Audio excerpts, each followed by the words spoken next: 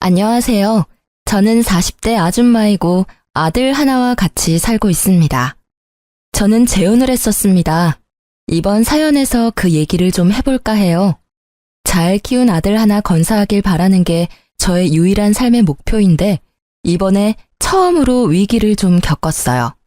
이런 곳에 사연을 쓰게 될 줄 몰랐는데 처음 쓰는 사연이 좋지 못한 내용이라 씁쓸하네요. 그래도 제 이야기가 누군가에겐 공감으로 와닿지 않을까 싶어요. 좋은 말, 좋은 글이 없더라도 비슷한 고민만 보면 알게 모르게 위로가 되잖아요. 저도 다른 사연자분들 글을 보면서 위로 많이 받았거든요.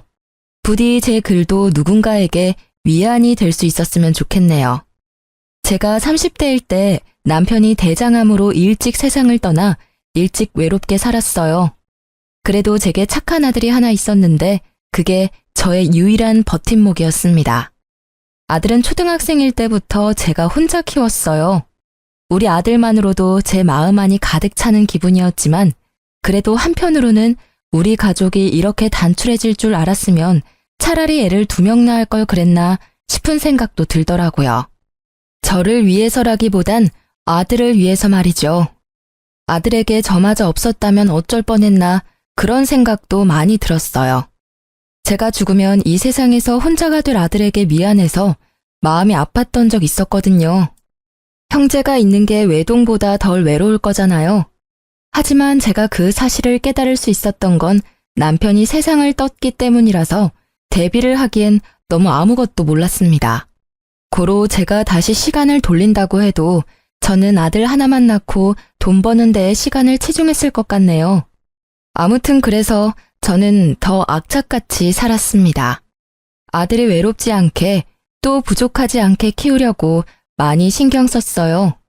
아빠가 되어줄 순 없지만 아빠의 몫까지 해주려고 최대한 노력하며 살았습니다.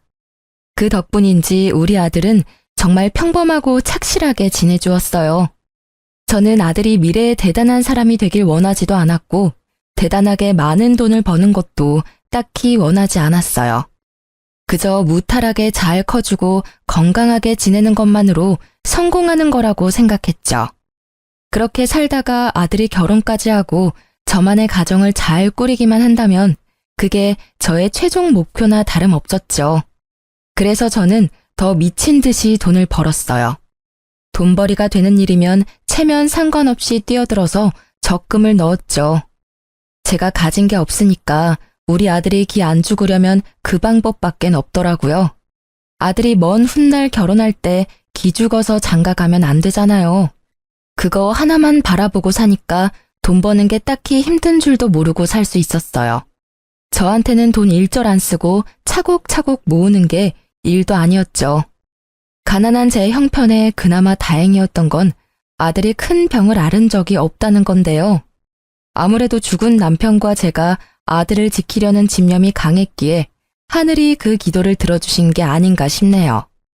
그런데 제게 뜻밖의 인연이 찾아왔는데요. 그때가 아들을 초등학교 고학년까지 키운 시기였습니다. 제가 당시 어느 동네 빵집에서 일을 했는데 거기 사장님이 저와 비슷한 또래였어요. 사장님이 제게 먼저 관심을 표현해줘서 저도 모르게 마음이 열렸고 그렇게 재혼을 하게 된 거예요. 남편도 재혼인 입장이었던지라 저희는 별다른 예식을 치르지 않았습니다. 그냥 혼인신고만 했죠. 처음엔 남편의 고백이 부담스러웠습니다. 남편도 재혼 입장이었다고 하지만 남편에겐 자식이 없었거든요.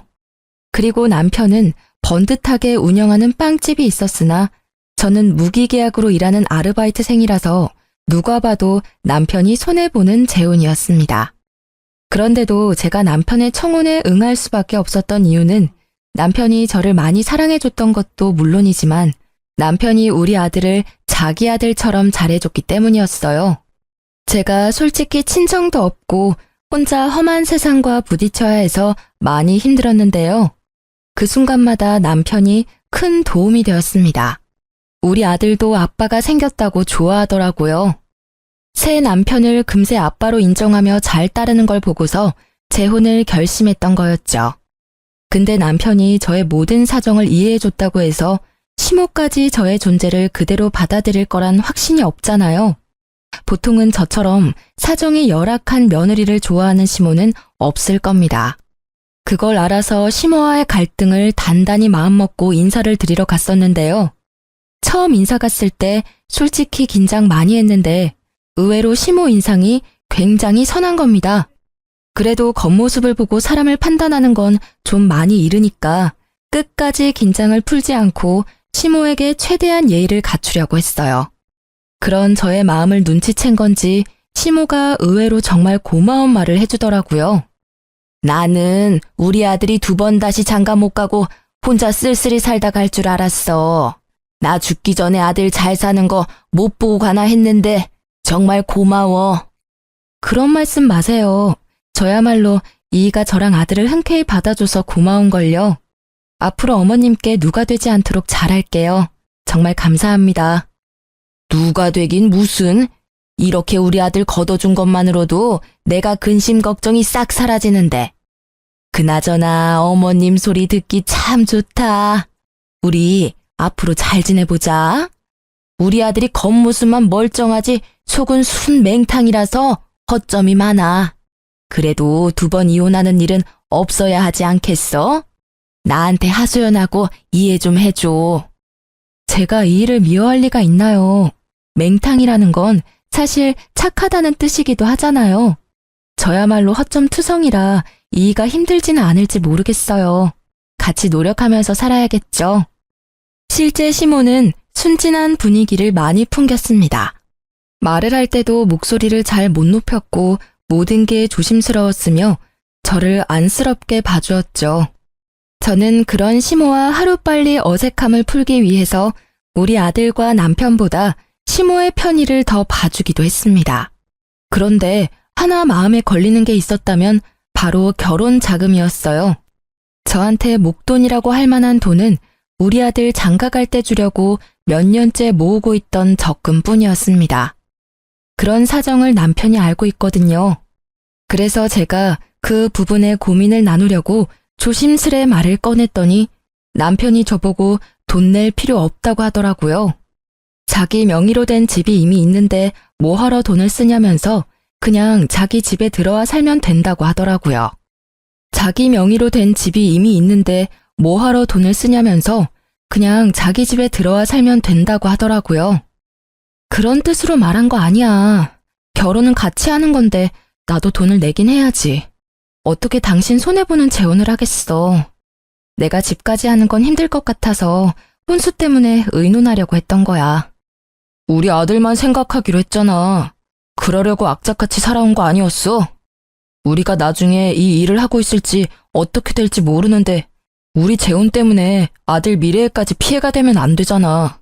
제 아들을 생각하는 남편의 마음은 엄마인 저마저도 감동할 정도였어요. 저보고 계속해서 아들 결혼 자금 모으라고 자기 일하는 곳에 저를 정식 직원으로 받아주기까지 했습니다. 결혼했어도 월급이랑 근로복지 혜택까지 챙겨주었죠. 그런 고마운 남편의 마음 덕분에 저는 재혼하는 데에 돈을 거의 안 들이게 되었습니다. 그렇다고 받기만 할 순 없었어요. 저는 우리 아들한테 드는 돈만큼은 제가 책임지려고 했어요. 일부러 아들 학교에 필요한 돈이나 개인적인 용돈 등 그런 부분은 남편한테 말조차 안 했습니다. 하지만 남편이 그걸 미리 눈치채고서 저 몰래 아들한테 용돈을 주더라고요. 너무 미안해서 남편과 가게에 단 둘이 있는 시간을 이용해 남편에게 얘기를 한 적도 있었어요. 우리 아들 신경 써줘서 너무 고마운데 애 용돈 안 챙겨줘도 돼. 내가 이미 주고 있는데 뭐하러 2번 줘. 애 버릇 들면 어쩌려고. 버릇 들 만한 애가 아니던데 뭘. 그리고 이젠 내 자식이기도 해. 내가 내 자식한테 용돈 주고 싶다는데 왜 그래? 이러면 나 당신이랑 아들 사이에서 소외받는 것 같단 말이야. 전 남편을 여의고 아들 앞에서 늘 대담한 엄마인 척했지만 사실 저도 사람인지라 늘 무섭고 힘들고 의지할 곳이 필요했거든요. 지금 남편을 보면서 하늘이 저를 불쌍하게 여겨 천사를 보내줬다는 생각까지 했었어요. 재혼인데도 이런 남편을 얻었다는 것이 제게는 굉장한 축복이었습니다. 남편만이 제게 잘한 것도 아니었어요. 시모마저도 제게 많은 노력을 보여주셨어요. 시댁에 가면 시모가 제 손에 물 한 방울 안 묻히게 하려고 얼마나 노력해주는지 모릅니다. 정말 몸둘 바를 모를 정도였죠. 재혼을 하고 나니 제게도 기댈 수 있는 가족이 생겨서 그런가 어느 순간부터 마음이 꽉 찬 느낌을 받기도 했어요. 그리고 시모는 나이가 많은데도 불구하고 참 정정하셨는데요. 혼자서 경로당도 잘 놀러 가시고 시장도 잘 보고 하더라고요. 그런 시모가 멋있어 보이기도 했습니다. 아무튼 저는 우리한테 잘해주는 시모가 고마워서 시댁에 자주 찾아갔어요. 시모도 손주 생긴 걸 너무 좋아해줘서 제 아들을 자주 보고 싶다고 하더라고요. 그래서 친해질 겸 우리 아들이 학교를 마치면 저랑 남편이 퇴근할 때까지 시모와 같이 있게 했습니다. 그렇게 재혼 생활을 보낸 지 1년 정도 지났을 때였는데요. 저랑 남편의 결혼 기념일이 다가왔는데 시모랑도 같이 기념을 하고 싶더라고요. 저랑 남편과 아들이 잘 지낼 수 있었고 만날 수 있었던 건 시모의 도움도 컸기 때문이죠. 그래서 당일 시모한테 연락을 했거든요. 근데 전화를 안 받으시더라고요. 아들한테 연락을 해봤더니 시모가 화장실에 있다고 해서 굳이 2번 연락 안 하고 바로 시댁으로 향했어요. 제가 남편보다 일찍 마쳐서 장을 본 후에 혼자서 시댁을 찾아갔습니다. 그때 우리 아들이 이제 사춘기라 그런지 시모 보러 잘 안 가려고 했었거든요. 그날은 제가 따로 연락해서 시댁에 가 있으라 했기 때문에 아들 혼자 시댁에 먼저 가 있는 참이었어요. 아들이 좀 귀찮고 싫어하는 티를 냈으나 기념일이니까 어쩔 수 없이 저희 말을 따라준 거죠. 도착하고 저는 시댁의 비밀번호를 알고 있어서 알아서 누르고 들어갔습니다. 그랬더니 예상치 못하게 옷 하나 걸치지 않은 시모를 마주치고 말았어요. 시모도 놀랐겠지만 저도 너무 놀라서 순간 주저앉을 뻔했습니다. 어머 깜짝이야. 넌 왜 초인종도 안 누르고 들어오니? 죄송해요. 연락드렸는데 어머님이 안 받으시길래 바쁜 줄 알고 그냥 들어왔죠. 그런데 왜 속옷바람으로 계세요? 아, 그랬니? 나야 뭐 목욕하고 나오는 길이니까 그렇지. 시모가 처음에 저를 보자마자 굉장히 험악한 표정을 지었는데요. 한 번도 시모의 그런 모습을 본 적이 없어서 순간 잘못 본 줄 알았습니다. 제가 엄청 잘못한 기분이라 더 찔리기까지 했어요.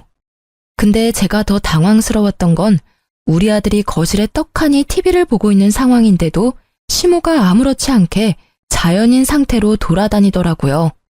아무리 가족이라고 해도 이런 게 이해될 수 있는 상황인가요? 심지어 시모는 자기 차림새가 그 모양인 걸 부끄러워하지도 않는 것 같았습니다. 저라면 남이 있는 데서 그 상태로 밖에 나오지도 않았을 거예요. 근데 시모는 그대로 계속 서 있더라고요. 심지어 표정까지 온화해지면서 제 손에 들려있는 짐을 들어주려고 다가오는 겁니다. 어쩜 저렇게 천하태평할 수 있는지 모르겠어요. 외부인이 있으면 옷부터 입는 게 먼저 아닌가요? 저도 모르게 제 마음이 더 급해져서 시모한테 살짝 언성을 올리고 말았습니다.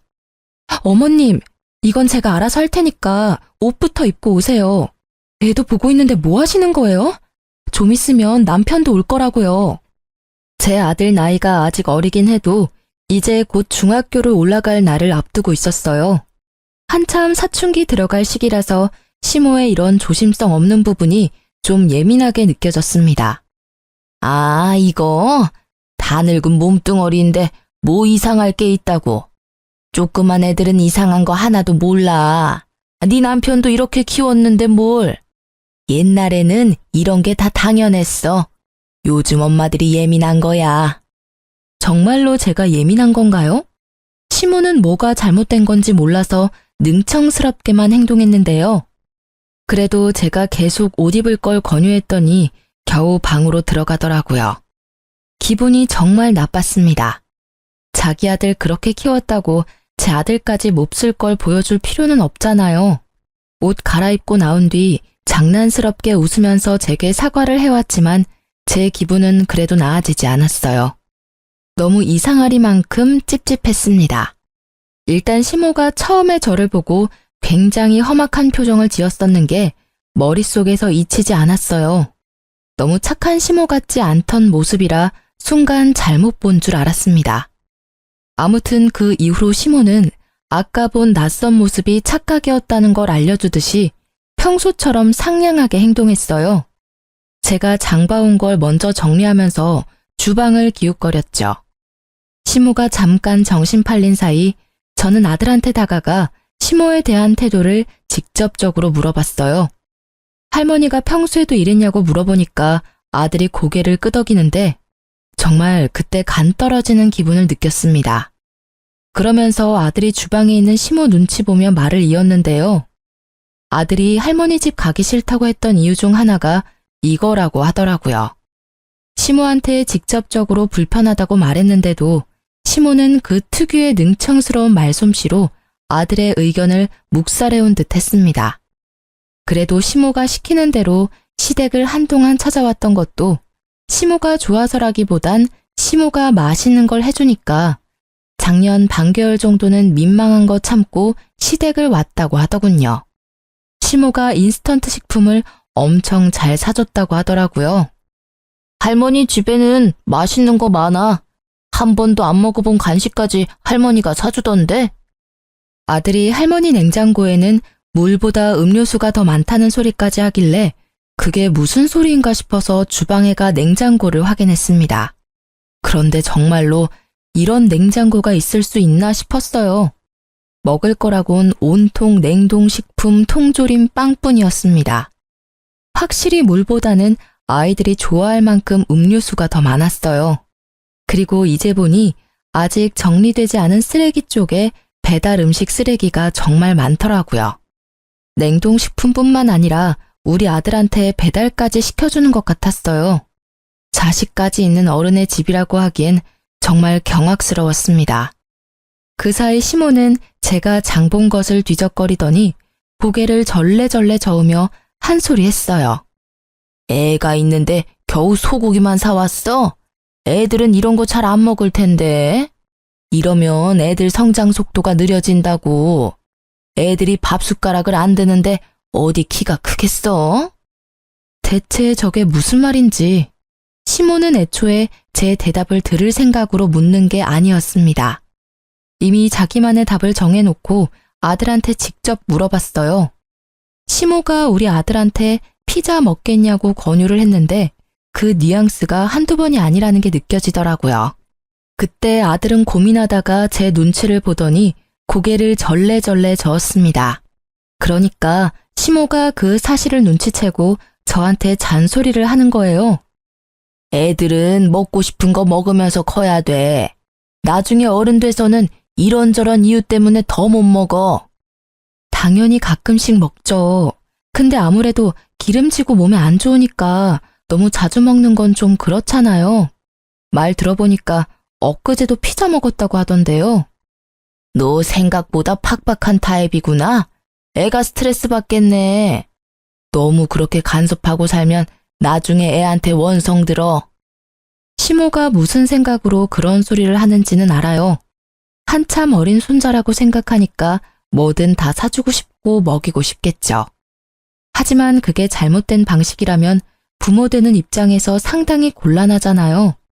솔직히 말하자면 제 교육 방식과 많이 달라서 좀 마음에 안 들었습니다. 게다가 시모가 아들 문제로 저한테 이래라 저래라 참견할 줄도 몰랐어요. 그런데 그게 시모의 이상한 고집으로 이어질 거란 생각도 못했습니다. 시모는 무슨 옥이라도 생긴 건지 그날 저와 약간의 신경전 이후 적극적으로 제 아들한테 참견하기 시작했어요. 마치 저한테서 자기 손주를 해방시켜 주려는 듯 행동을 취했습니다. 제가 자리만 비우면 시모가 아들한테 제 험담 비슷한 걸 했어요. 엄마가 이런 거 못하게 하지? 이 할머니 집에 오면 얼마든지 할 수 있고 놀 수 있고 먹을 수 있어. 다른 애들은 다 그렇게 사는데 내가 보기엔 네 엄마가 너무 팍팍한 것 같아. 이러면 친구들 사이에서도 뒤처지지 않아? 저희 아들이 말을 많이 하는 걸 안 좋아하는데 시모가 계속 아들한테 말을 시키면서 아이한테 나쁜 영향을 끼치더라고요. 그래서 웬만하면 제가 아들에게 굳이 시댁 가보라고 시키지 않았어요. 아들도 오히려 편해하더라고요.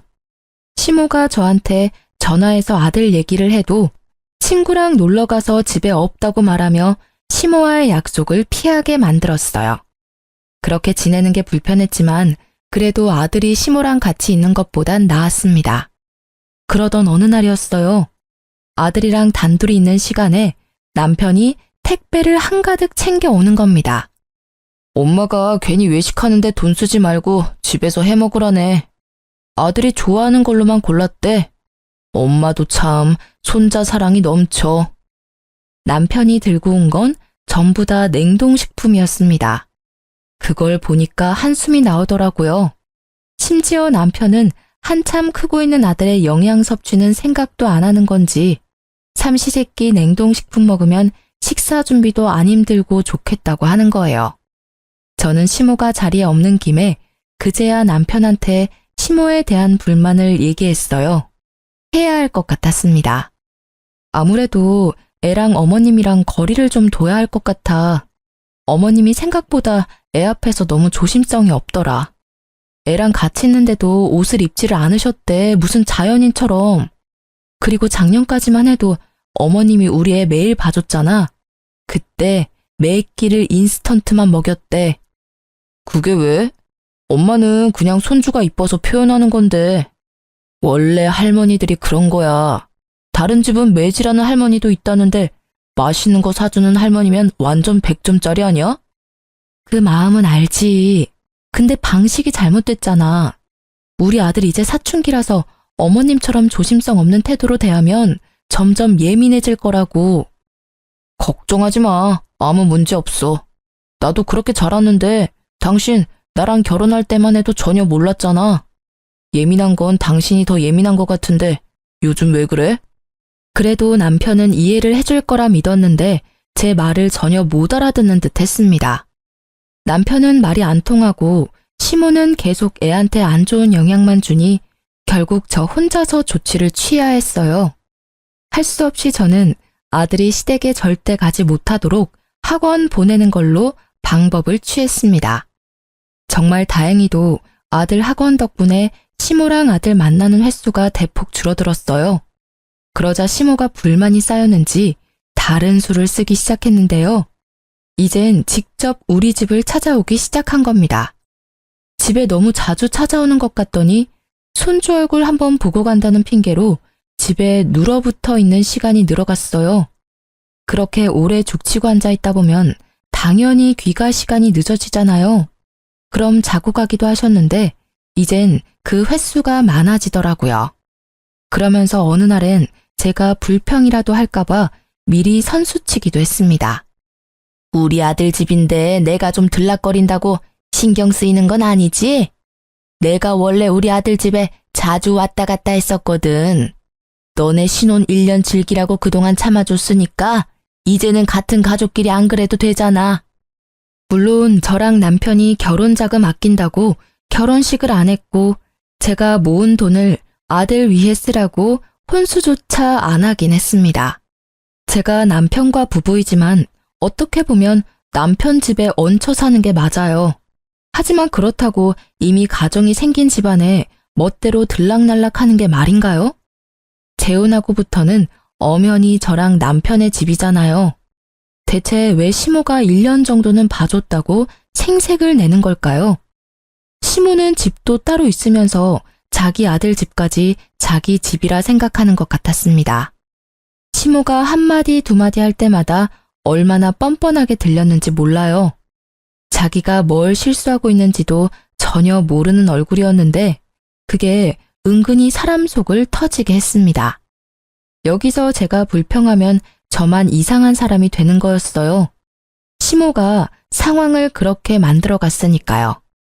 무엇보다 시모가 제 아들 일에 참견하는 걸 넘어서 남편에게도 만만치 않게 신경 쓰기 시작했는데요. 점점 시모 위주로 돌아가기 시작하는 집안 분위기를 보면서 우리 가족이 잘못될까봐 그게 제일 무서웠습니다. 일단 남편한테는 자기 아들이니까 이래라 저래라 제 입맛에 맞도록 지시를 많이 했고요. 우리 아들한테는 자기 손주니까 나이 많은 자기가 멋대로 키우려고 이렇게 저렇게 시켰죠. 그걸 남편이 신경 안 쓰고 내버려 둔다는 것도 제 스트레스를 키우는데 한몫했습니다. 솔직히 이건 좀 아니잖아요. 그래서 저는 참다 남편을 따로 불러서 시모가 우리 집에 자주 오는 걸 불편하다고 얘기했습니다. 그러니까 남편이 뭔가 곤란하다는 듯 착잡한 표정으로 되받아쳤는데요. 엄마가 혼자 지내기 외롭다고 합가하지. 내가 그러자고 했어. 얼마 전에 부동산한테 얘기해서 엄마 집 정리 중이야. 뭐? 그걸 왜 나한테 한마디 말도 없이 마음대로 진행해? 당신도 엄마랑 지내는 거 좋아했잖아. 엄마한테 자주 찾아가길래 그럴 바엔 같이 사는 게 낫겠다고 생각했지. 그건 옛날 일이지. 지금은 어머님이 우리 애한테 이상한 영향 끼쳐서 불편하단 말이야. 어머님이랑 우리 애 안 마주치게 하려고 내가 일부러 학원까지 보냈는데 말이 이상하다. 우리 엄마가 무슨 짓을 했다고 그렇게까지 소외시켜. 그리고 여기 내 집이야. 당신도 우리 집에 얹혀 살고 있는 입장인 거 몰라? 내가 내 집 마음대로 사용하겠다는데 왜 불만을 가져? 이게 무슨 청청병력 같은 소리일까요? 시모가 합가 제안을 한 것만으로 충격인데 저에게 선택권도 없이 남편 마음대로 시모와의 합가를 준비하고 있었다는 것은 그야말로 배신이나 다름없다고 느꼈습니다. 이것도 제가 예민한 걸까요? 남편은 어차피 우리 둘 다 일하러 나가는데 아들이 혼자 집에 있으면 저녁 챙겨줄 사람 없으니까 시모가 있는 게 좋지 않냐고 하더라고요. 남편이 우리 아들을 생각하는 방향과 제가 우리 아들을 생각하는 방향이 점점 크게 달라지는 것 같아서 곤란했어요. 당신이야말로 말 서운하게 하네. 나랑 우리 아들이 얹혀 산다고 생각했던 거야? 그래, 맞는 말인데 그래도 당신은 우리를 가족으로 생각하고 함께 사는 거라고 말해줄 줄 알았어. 뭐 어찌됐든 우리 애도 이제 중학생인데 누가 간섭하는 거 스트레스 되거든? 어머님이랑 절대 못 붙여놔. 당신이 말 못하겠으면 내가 어머님한테 가서 말씀드릴게. 남편과 싸우는 한이 있더라도 절대 합가는 막아야 했어요. 그래서 시모를 정말로 찾아갈 생각이었는데요. 그럴 필요가 없었습니다. 우리 싸우는 모습을 마침 집에 들어오던 시모가 다 듣게 되었거든요. 저랑 남편은 시모를 발견하고 무척 당황했어요. 남편이 뒤늦게 시모를 챙기려고 했는데 시모가 성난 얼굴로 남편을 밀치며 들어오더니 제게 성을 냈습니다.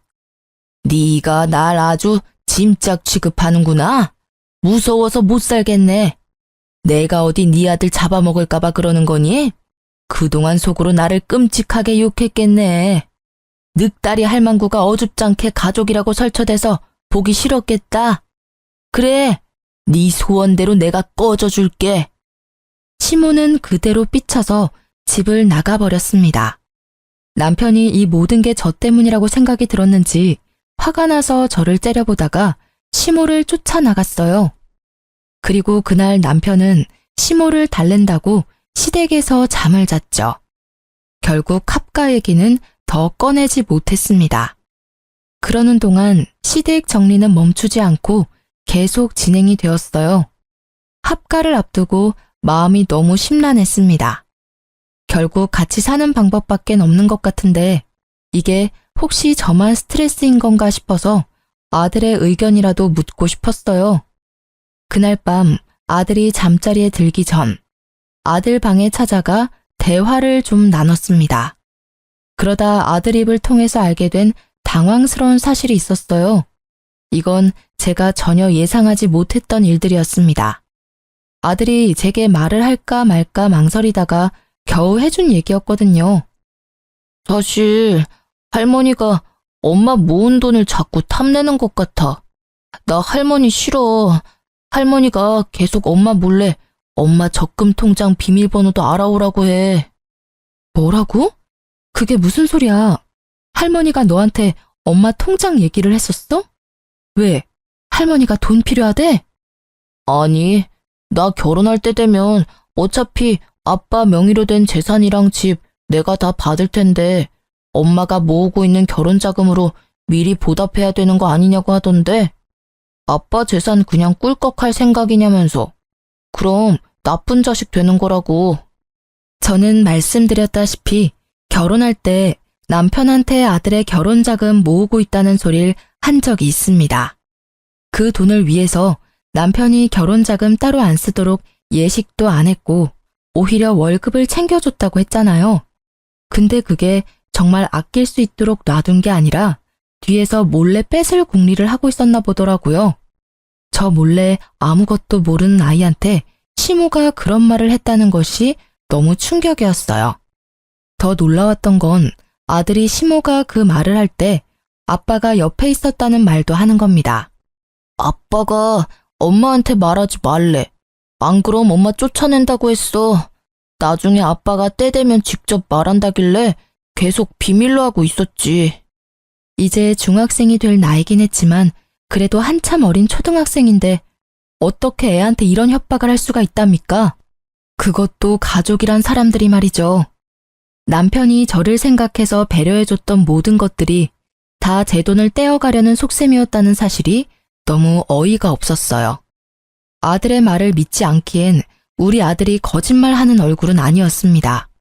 오히려 그동안 남편과 시모 때문에 스트레스를 많이 받았는지 울려고도 했어요. 저는 그 이후로 이 재혼 생활을 청산해야겠다고 결심을 내렸습니다. 제 아들을 위해서 그게 맞는 길이라 생각했어요. 아들이 할머니랑 아빠가 무섭다고 하는데 어떻게 좋은 가족이 될 수 있겠습니까? 이혼을 마음먹은 저는 그날부터 변호사 사무실을 몰래 알아봤어요. 왠지 합의 이혼은 남편이 안 받아줄 것 같아서 무조건 소송하려고 남편의 꼬투리를 잡을 궁리도 계속했죠. 그래서 제가 선택한 방법이 시모의 합가를 받아주는 거였습니다. 어차피 시모가 집을 팔아넘긴 거라 합가를 할 수밖에 없는 상황이었지만 그걸로 남편한테 더 이상 트집을 잡진 않았어요. 합가를 시작하고 나서 시모는 제게 여전히 삐졌는지 말을 잘 안 걸었습니다. 그럼에도 우리 아들과는 잘만 지냈는데요. 그마저도 제가 모든 걸 다 알고 가까이 지켜보니까 시모랑 남편이 추상쩍게 행동하는 게 다 보이더라고요. 우리 아들 자꾸 몰래 불러내거나 대화하려고 하는 것들까지도 들었습니다. 시모가 알아서 수상하게 움직여주니까 저로서는 좋았어요. 긴 시간을 안 들여도 되었거든요. 저는 최대한 시모랑 남편의 모든 걸 뒤졌습니다. 시모가 없는 사이 시모의 휴대폰까지 뒤졌어요. 우리 아들한테 전화한 내역이 많더라고요. 통화 내역 말고 문자는 철저하게 지운 듯 했습니다. 뭔가 캥기는 게 있었겠죠. 시모랑 아들이 통화를 많이 한 것 보면 아들 폰에도 시모의 기록이 남아있을 것 같더라고요. 그래서 저는 아들 휴대폰에 들어있는 통화 녹음 내용을 확인했어요. 하나씩 들어보니까 제 통장 비밀번호에 관한 대화가 아주 많더라고요. 게다가 남편까지 아들한테 할머니가 시키는 거 했냐고 일일이 확인하고 있었습니다. 그 두 사람은 아들이 제게 말해준 사실보다 훨씬 집요하게 집착하고 있었어요. 저는 어른인데도 그 두 사람 목소리가 무섭게 다가왔는데 우리 아들은 혼자서 얼마나 괴로웠을까. 그걸 생각하니 가슴이 미어지더라고요. 무조건 반성하게 만들어주고 싶었어요. 그래서 저는 그 파일 저한테 다 옮겼습니다. 이참에 남편 휴대폰까지 몰래 뒤져보게 되었는데요. 역시나 아들과 연락한 내용들이 있었어요. 하지만 저는 거기서 아들에 관한 정보 이상으로 뜻밖의 사실을 발견하게 되었습니다. 남편이 불륜을 저지르고 있단 걸 알았어요. 채팅방에 불륜의 증거가 가득하더라고요. 자기보다 20살이나 어린 여자들에게 마치 솔로인 척 30대인 척 하면서 사기치고 연락을 주고받는 내용을 확인했습니다. 심지어 모르는 남의 사진까지 사칭해서 자기 얼굴인 척 사진을 주고받았더군요. 차마 눈 뜨고 보지 못할 사진들을 훑어보면서 화가 치밀어 올랐어요. 고작 이 정도밖에 안 되는 남자한테 푹 빠진 제가 한심하게 느껴졌습니다. 일단 저는 그걸 다 사진으로 찍었어요. 남편이 발뺌 못하도록 채팅방 내용까지 찍었죠. 정말 많은 정황들 때문에 다행히 소송이 가능해졌어요. 그제야 저는 아들과 따로 살 작은 원룸까지 찾기 시작했고 이삿짐을 하나하나 정리하기 시작했습니다. 그리 큰 짐은 안 챙겼고요. 중요한 물건이랑 아들 것만 따로 챙겼어요. 아들한테만 우리의 사정을 설명해 준 뒤에 남편이랑 시모 몰래 야반 도주를 하게 되었습니다. 식탁에 이혼 소송장과 메모지만 놓고 나왔어요. 그 사람들이랑 얼굴 보고 인사하고 싶지 않았거든요. 혹시 제가 실수하는 것일까봐 아들한테 한 번 더 물어봤습니다.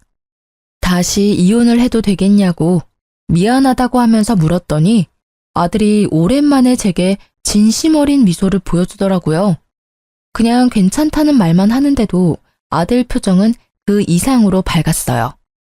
아들에게 정말 미안했지만 그래도 아들이 좋아해주니 안심은 되더군요.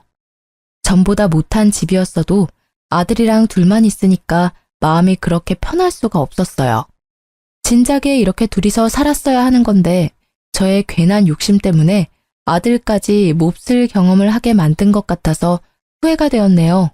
아무튼 그 다음날 난리가 날 걸 당연히 예상했습니다. 아침부터 시모랑 남편한테 불나게 전화가 오더라고요. 아들 학교를 알고 있는 그들로부터 완전 숨을 수는 없었기 때문에 전화는 받았어요. 당신 정신 나간 거야? 설마 집 나갔어? 한마디 말도 없이 이게 무슨 무례야. 이혼이라니 뭔 개소리냐고. 결혼이 애들 장난도 아니고 뭐 때문에 이러는지 말을 해야지. 무례가 뭔지 모르는 거야? 너랑 네 엄마가 우리 아들한테 무슨 협박을 했는지 내가 다 알고 있는데 발뺌하겠다고? 너만큼은 안 그럴 줄 알았는데 네가 제일 쓰레기야. 무슨 말도 안 되는 소리를 하고 있어. 네가 괜히 우리 엄마랑 합가하기 싫어서 조작한 거 아니야? 우리가 뭐하러 네 돈을 탐내? 사업장까지 갖고 있는 내가 뭐가 아쉬워서? 그래, 조작인지 아닌지 궁금하면 법정 참석해서 직접 듣고 확인해 보던가. 참, 총각인 척하는 것도 잘 봤어. 아마 네 애인한테도 소장이 갔을 거야. 기본적으로 소장이 갔다는 건 네가 잘못한 게 증명되었다는 소리겠지? 그 소리를 하자 순간적으로 남편이 아무 대답도 못했습니다. 무슨 표정을 하고 있을지 예측이 되어 벌써부터 고소하더군요. 그리고 남편이 당황하니까 제가 더 용기가 생기더라고요. 저를 만만하게 본 남편이 좀 더 시겁했으면 해서 그 순간을 놓치지 않고 말을 이었습니다. 나중에라도 우리 앞에 알짱거리면 네 유일한 밥줄까지 끊어버릴 거야. 소문이란 게 참 무섭잖아? 게다가 거기 동네는 어르신들 많아서 매출 끊기는 걸로 끝나지 않을걸? 돌이나 안 맞으면 다행이지. 저는 마지막까지 우리 아들 건들지 말고 나타나지 말라고 경고하고 끊었습니다. 그랬더니 남편이 겁을 먹었는지 더 이상 전화가 안 왔어요. 그런데 시모가 보통 성격이 아니더라고요. 상황 파악이 안 되는 건지 자기 아들 밥줄 끊기게 하고 싶어서 발악을 하는 겁니다. 시모가 저한테 직접 연락한 게 아니라 우리 아들 학교로 찾아간 거예요. 아들이 연락 와서 할머니가 붙잡고 안놔준다고 하는데 그 소리 듣자마자 심장이 철렁 내려앉았어요. 혹시 우리 아들을 납치라도 해갈까봐 저는 일자리를 구하다 말고 바로 아들 학교로 뛰어갔습니다. 시모가 우리 아들을 붙잡고 잡아 끄는 걸 발견했어요. 그곳으로 바로 쫓아가서 당장 시모를 밀쳤습니다. 그러자 시모가 저를 보고는 마침 잘 됐다면서 바로 저한테 달려들더라고요. 제 머리채를 잡고는 주변 사람들 다 끌어모을 작정으로 소리를 질렀습니다. 감히 우리 아들을 2번이나 이혼남으로 만들어? 네가 내 아들 불륜이라고 협박했다면서? 그걸 알고 가만히 있을 엄마가 어디 있겠니? 나도 네 아들 왕따 당하게 학교에 소문 다 낼 거야. 얘가 바람나서 도망간 년의 아들이라고. 도가 넘는 발언을 하는 시모에 저는 더 이상 듣고만 있을 수 없어서 사람들이 보든 말든 시모의 머리채를 같이 잡았습니다. 시모가 엄살이 심해서 바로 저한테서 손을 떼더라고요. 그 틈을 놓치지 않고 저는 바로 시모의 귀싸대기까지 갈겨줬어요. 내가 그쪽 아들한테 분명 우리 앞에 나타나지 말라고 경고했을 텐데 전달 못 받았나 봐요. 그렇다면 다시 똑똑히 말해줘야겠다. 이제부터 그쪽은 아들 앞길 막는 엄마가 되는 거예요. 엄마 때문에 아들 인생 제대로 쪽나면 아들이 어떻게 나올까 궁금하네요. 이 싹수 없는 것이 감히 어른한테 손찌검을 해? 돈도 없는 거지 주제에 네가 해봤자 뭘 할 수 있다고 난리야. 나라고 가만히 있을 것 같아? 너 사람 잘못 건드렸어. 네, 그럼 어디 해보세요. 어느 누가 더 망가질지 해보면 알겠네요. 저 지금부터 그쪽 아들 인생 제대로 박살내줄 건데 이건 다 그쪽 탓인 거예요?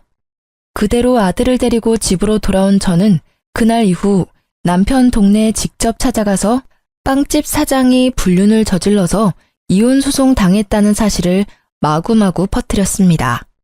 어르신들에게 손수 증거 사진까지 보여주면서 입소문 퍼뜨렸어요. 역시나 말하기 좋아하는 어르신들 덕분에 여기저기 입소문이 터졌습니다.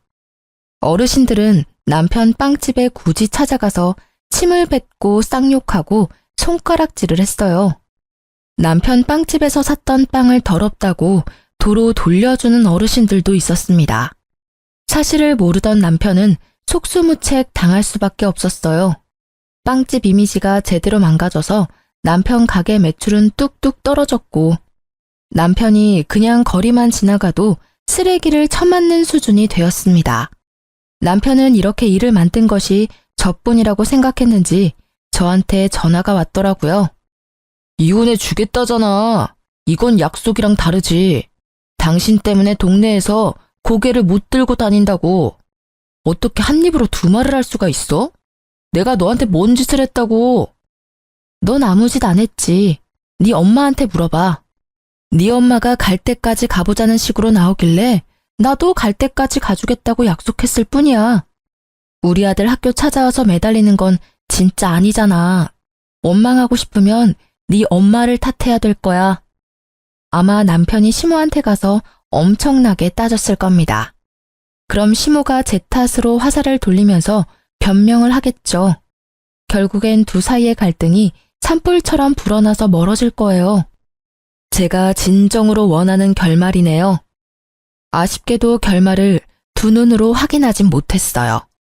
두 사람이 급하게 이사를 가는 바람에 그 뒤로는 어찌 사는지 모르거든요. 아마 둘 다 나이가 많아서 새 출발하기는 좀 많이 어려울 겁니다. 그들과 반대로 저는 재산 분할 소송까지 해서 남편 명의로 된 집값까지 조금 얻을 수 있었어요. 작은 원룸에 단기 계약으로 들어가 있었는데 그 기간이 끝나면 전세로 집 하나 구할 수 있을 것 같아요. 현재 아직 단기 계약 원룸에서 지내고 있습니다. 다음 달이면 계약 만기인데 아들 방 하나, 제 방 하나 있는 곳으로 미리 찾아놨어요. 지금 우리 아들이 중학교 입학을 앞두고 있거든요. 집을 그 주변으로 찾아놨는데 우리 계약이 만기될 때까지 자리가 있었으면 좋겠네요. 글을 쓰면서 재혼을 해버린 제 자신을 다시 한번 반성하게 되었습니다. 정말 좋은 시간이었어요. 누군가에게 위로의 말을 듣는 것보다 이렇게 글 쓰는 것만으로도 마음의 정리가 될 줄은 몰랐네요. 앞으로도 정리하고 싶은 일들이 생기면 종종 들려야겠어요. 여러분들도 사연에 한번 도전해보세요. 생각지도 못한 위안을 받게 될 겁니다. 답이 보일 수도 있는 거고요. 그럼 이제 글을 마무리해야겠네요. 들어주신 여러분들 좋은 밤 되시고 시간 내주셔서 고맙습니다.